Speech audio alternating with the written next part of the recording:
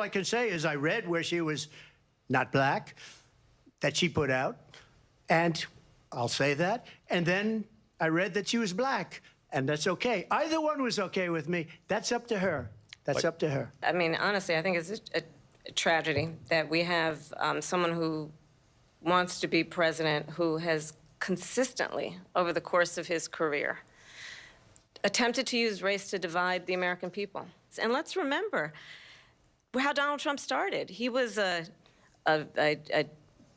land, he owned buildings, and he was investigated because he refused to rent property to black families.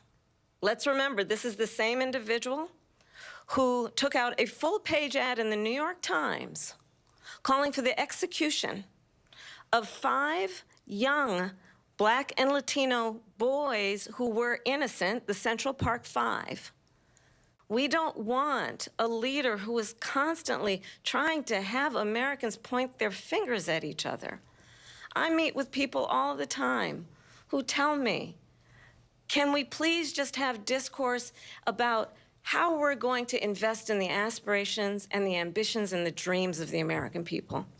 Knowing that regardless of people's color or the language their grandmother speaks, we all have the same dreams and aspirations and want a president who invests in those, not in hate and division. This is a person that has to stretch back years, 40, 50 years ago, because there's nothing now. I built one of the greatest economies in the history of the world, and I'm going to build it again. It's going to be bigger, better, and stronger. But they're destroying our economy. They have no idea what a good economy is. Their oil policies, every single policy. And remember this, she is Biden. You know, she's trying to get away from Biden. I don't know the gentleman, she says. She is Biden.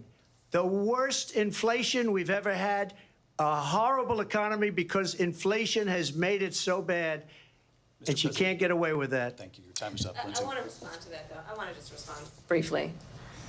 Clearly, I am not Joe Biden, and I am certainly not Donald Trump.